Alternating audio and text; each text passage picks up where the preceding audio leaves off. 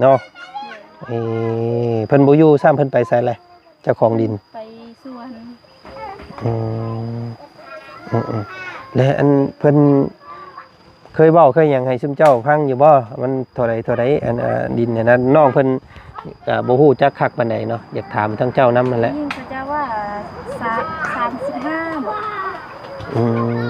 35ล้านแต่ฮอดใช้บาทนี่ดินนั่นนะฮอดเท่านี้แหละเบิดเลยบ่เบิดนี่แหละเบิดมงอันทั้งน้าสาวอีหยังของเจ้านี่แม่นเบิดเลยโอ้ผู้แลสิพี่น้องไอ้ฮอบทั้งผู้แลเนาะมงเบิ่งหนองนี่ว่าง่ายๆเนาะมงได้ยินเพิ่นเว้าในนั้นแหละแต่ความจริงน่ะยังบ่ได้ยินครับเพิ่นเว้าแบบนั้นจะถามนำเพิ่นน่ะยังบ่รู้คือกันอันนี้เพิ่นเว้าซื่อๆหั่นน่ะถามเพิ่นให้คักนี่เดี๋ยวมื้ออื่นสิมาเอาคำตอบเนาะครับพวกอ้ายก็ยังบ่ทันได้มีงบในการซื้อดอกพี่น้องแต่ว่าอยากฮู้ไว้เนาะอยากแจ้งทาง FC อยากแจ้งทางทีมงานไว้หั่นนะถ้าว่าฮู้ราคาแล้วก็สิได้ระดมเนาะระดมกันเก็บนั่นแหละเก็บออมพอได้น้องให้ซุมเจ้าได้มุ่งส้นเป็นของตัวเองนั่นแหละเนาะ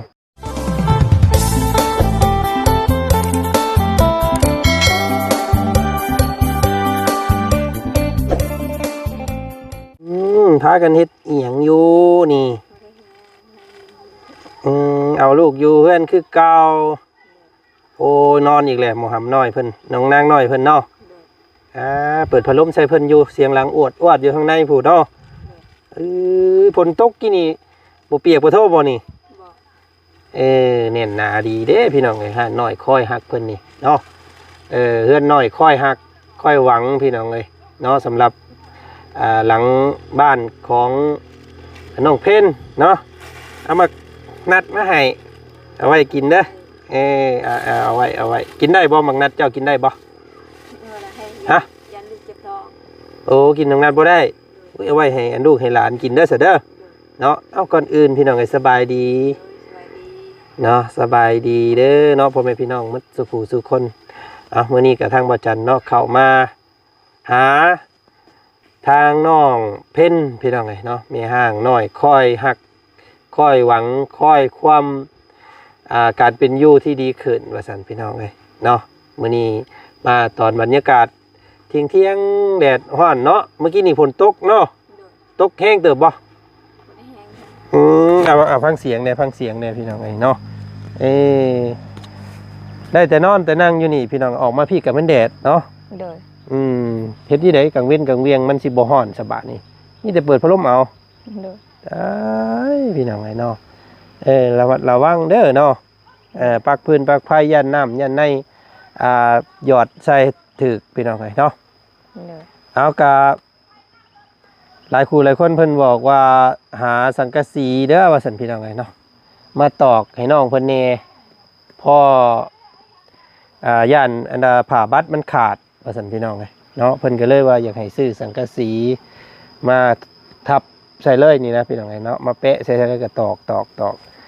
มันจังกันโอ้ยฮ้อนได้เนาะแบบนั้นเนาะสังกะสีมาใส่นี่ยังบ่ว้าวเลยนี่ซ้ำฮอดเตาอบบ่เลยนี่พี่น้องอันนี้ยังว่าใครนี่เนาะเราเปิดยังออกได้บ่อันนี้ก็อันเอาออกบางโยทางนั้นมันฮ้อนเนาะพี่น้องเนาะเบิ่งนี่เนาะสำหรับเฮือนหลังน้อยค่อยหักเพิ่นพี่น้องเนาะอันจับไปข้างนั่นนิดนึงโอเคเนาะ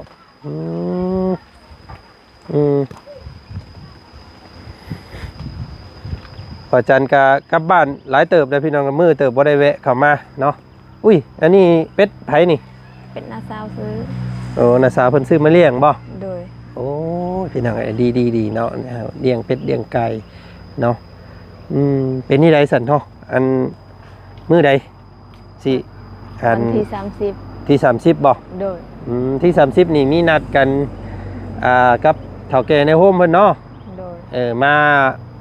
กินฮีทเนาะเนาะมาเสียฮีทก่อนโดยจังสิได้ขึ้นหลังไฟ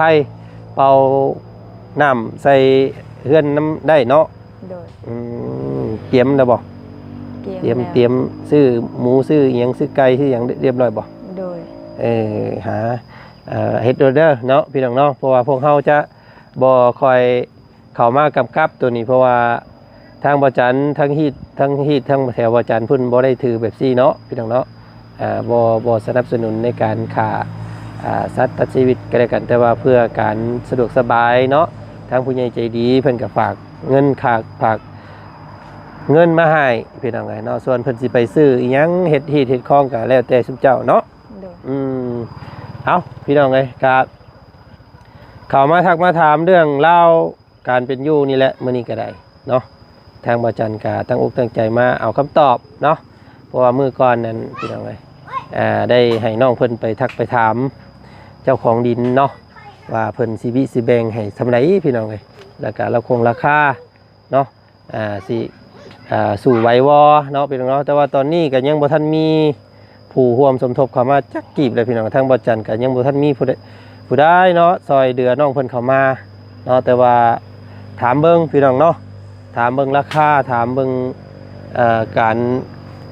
ดินนี่แหละว่าซั่นซะว่าเพิ่นสิแบ่งให้บ่เนาะมื้อนี้มาเอาคำตอบเนาะน้องเนาะเพิ่นว่าจังได๋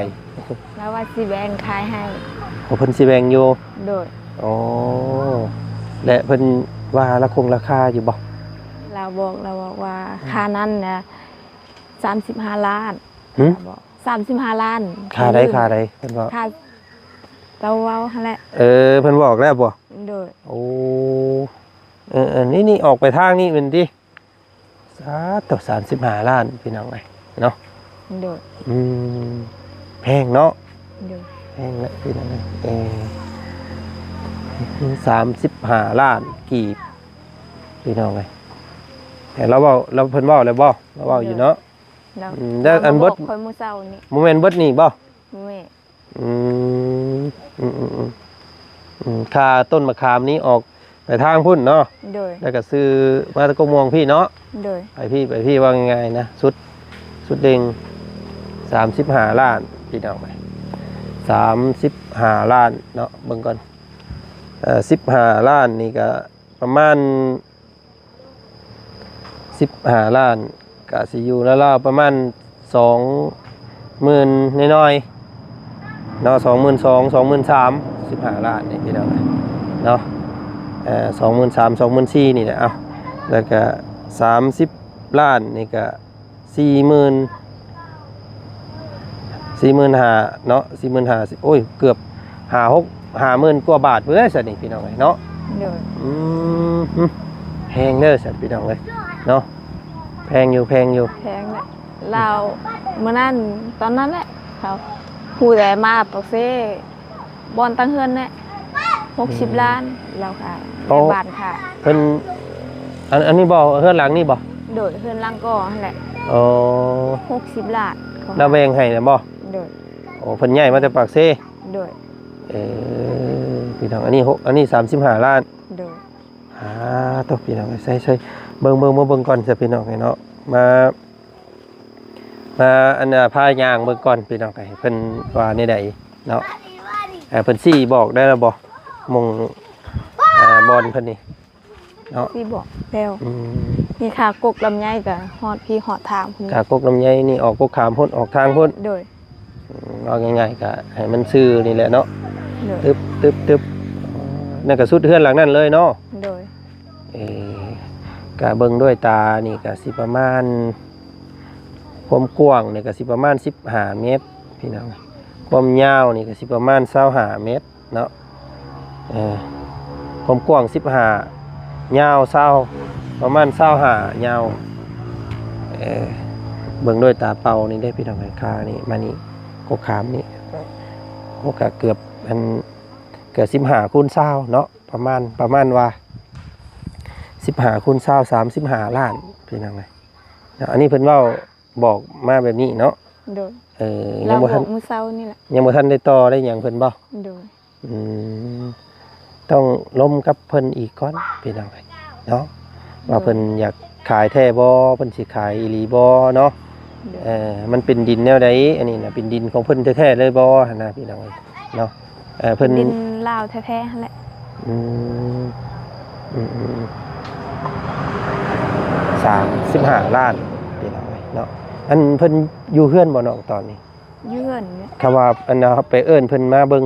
ได้บ่ ได้ เนาะไปเอิ้นเพิ่นย่างมาย่างเบิ่งเนี่ยเดี๋ยวอ้ายสิถามเบิ่งเด้อ เด้อ เนาะเอาเจ้าให้เจ้าไปตามเบิ่งอยู่พี่น้อง เด้อ ซื้อได้บ่ได้ก็อันน่ะมาถามเบิ่งเนาะ เด้อ เบิ่นเลยบ่เพิ่นบ่อยู่ซ้ำ เด้อสบายดี สบายดีทั้งน้อง เห็น ฮะ น้องเห็น น้องเห็น เด้อ น้องตัวเห็นพี่น้องไงเนาะน้องเห็นอ้ม เห็นอ้มเห็นอะไรเห็นหยังเพิ่นเอิ้นเนี่ยเนาะน้องเห็นเนาะอันนี้ก็เป็นห้างคือกันพี่น้องเอ้ยลูกจักคน สาม 3เนาะเพิ่นบ่อยู่ซ้ำเพิ่นไปไสแหละเจ้าของดิน ไปสวน อืมและอันเพิ่นเคยเว้าเคยหยังให้ซุมเจ้าฟังอยู่บ่มันเท่าใดอันดินเนี่ยนะน้องเพิ่นก็บ่ฮู้จักคักปานใดเนาะอยากถามทั้งเจ้านำนั่นแหละ ยิ่งเขาจะว่า35บ่ 35ล้านและฮอดใช้บาทนี่ดินนั่นนะ ฮอดแค่นี้แหละ เบิดเลยบ่ เบิดนี่แหละ เบิดหมงอันทั้งหน้าสาวอิหยังของเจ้านี่แม่นเบิดเลยโอ้ผู้แลสิพี่น้องไอ้ฮอบทั้งผู้แลเนาะมงเบิ่งหนองนี่ว่าง่ายๆเนาะมง ได้ยินเพิ่นเว่าในนั่นแหละแต่ความจริงน่ะยังบ่ได้ยินคำเพิ่นเว่าแบบนั้น ไปทำน้ำเพื่อนเนี่ยยังไม่รู้เพื่อนอันนี้เราเพิ่นเราซื้อนะ ได้ยินเพิ่นเว้าอัน เอา ลอยๆมาอยู่เนาะว่าทั้งเบิดนี่35ล้านเนาะคำเพิ่นมามื้อแรงอยากให้ทางน้องกับน้องนี่ไปถามให้คักอีกได้บ่เนาะว่ามันมุงใดเบิดนี่บ่หรือว่าแบ่งนะราคานี่นะเนาะแต่โมเมนต์ว่าเฮาสิเว้าไปเองเด้อมันเนาะถามเพิ่นให้คักนี่เด้อเดี๋ยวมื้ออื่นสิมาเอาคำตอบเนาะครับพวกอ้ายก็ยังบ่ทันได้มีงบในการซื้อดอกพี่น้องแต่ว่าอยากฮู้ไว้เนาะอยากแจ้งทาง FC อยากแจ้งทางทีมงานไว้หั่นนะถ้าว่าฮู้ราคาแล้วก็สิได้ระดมเนาะระดมการเก็บนั่นแหละเก็บออมพอได้น้องให้ซุมเจ้าได้มุ่งส้นเป็นของตัวเองนั่นแหละเนาะแต่ว่าซุมเจ้าอยู่นี่ก็แต่โดนแล้วเนาะแต่ว่ามาส้นเพิ่นอยู่ซื่อๆได้10 ปีอยู่นี่นะพี่น้องมันก็คือเป็นสีต่ำๆก็หมู่มันเป็นคล้ายๆหนองเนาะตะกี้เป็นหนองบ่แถวนี้โอ้แล้วซุมเจ้าถมเอาจังพอแล้วฝนตกเมื่อนั้นจังน้ำเนาะท่วมหมดท่วมหมดเลยตารางแบบคล้ายๆอันนั้นหนองนะถือว่าสระน้ำนะอยู่นี่พี่น้องเลยเนาะก็เพิ่นมาถมแล้วก็บ่มีบ่อยู่ก็เลยถมเอาเจ้าคายแล้วบ่นั่นเด้บ่เขาเจ้าเฮ็ดเพื่อนเพิ่นว่าง่ายๆนี่ถมหนองพี่น้องเลยถมสระน้ำอยู่แถวนี้แหละมาปลุกอยู่บัดนี้เนาะมันก็เลยต่ำแน่ว่าซั่นซะมีแต่ผากถามเด้อน้องเด้อเนาะเพราะว่าทางผู้อ้ายก็ตั้งอกตั้งใจมามาเอาคำตอบนี้แหละมื้อนี้ก็ได้เนาะว่าสิได้บ่เนี่ยได้ละ35งั้นมันมีบ่ในนั้นก็ตอนแรกน้องสิถามให้เบิ่ง35ล้านน่ะฮอดใช้เบิดเบิ่งเห็นเลยบ่ซั่นเนาะคำว่าเมียงคือน้องเพิ่นเว้าเมื่อกี้นี่อันฮอดหันนั้นคำว่า35นั่นป้าโตเนาะอยากแพงอยู่แล้วคำว่าเบิดนี่สิคืออยู่พี่น้องเนาะเพราะว่าดินมันก็บ่ได้งาม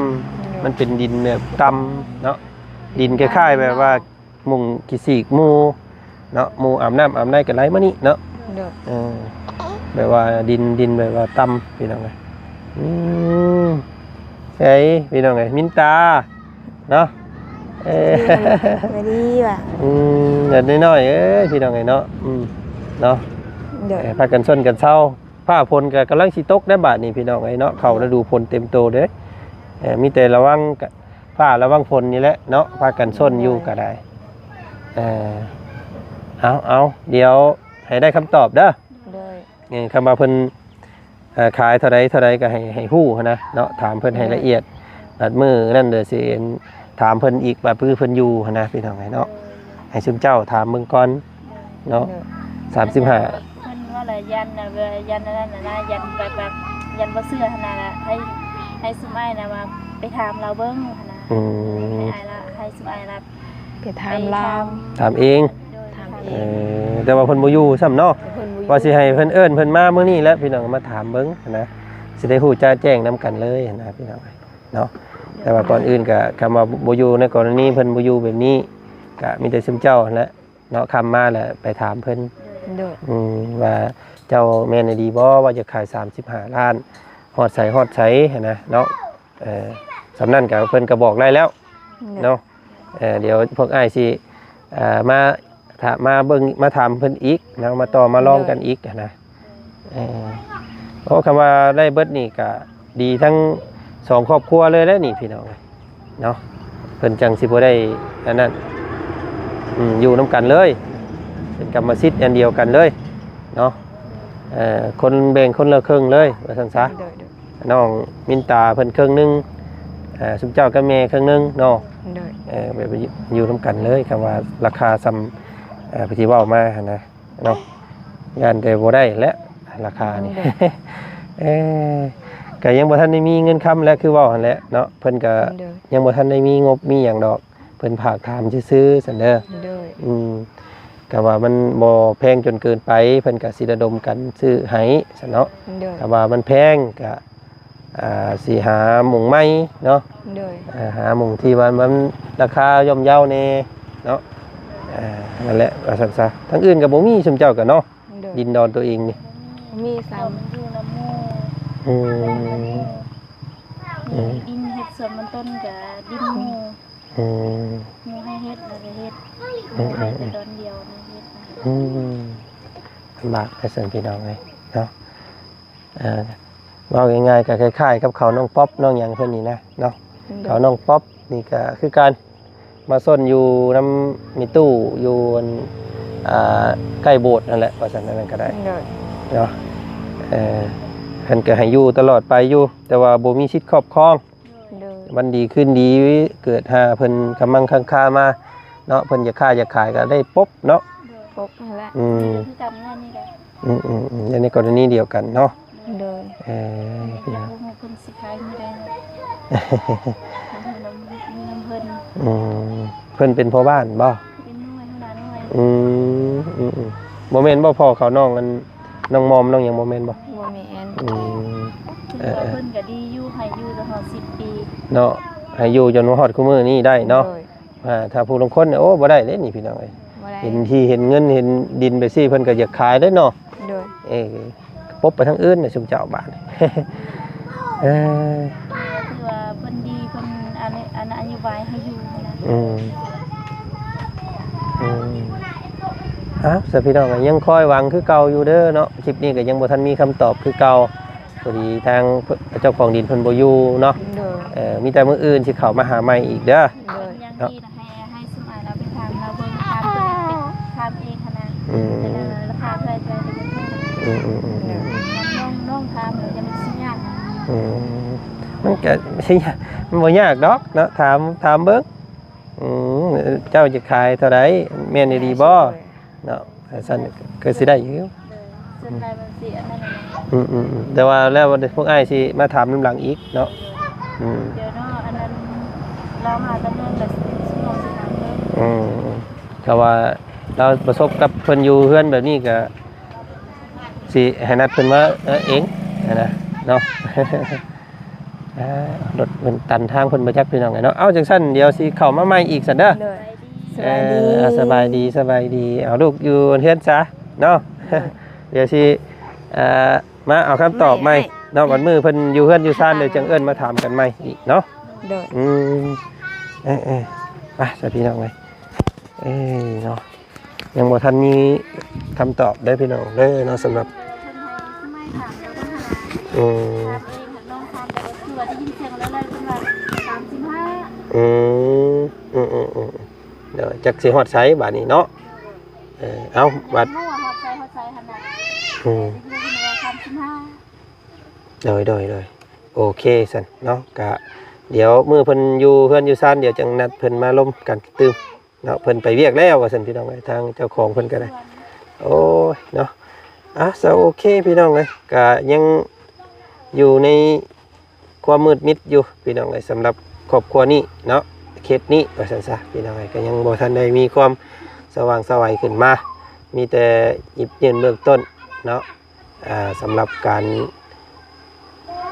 สีหิตเสียคองกับวันที่30ว่าซั่นพี่น้องเอ้ยเนาะโอ้ยก็โอเคเนาะ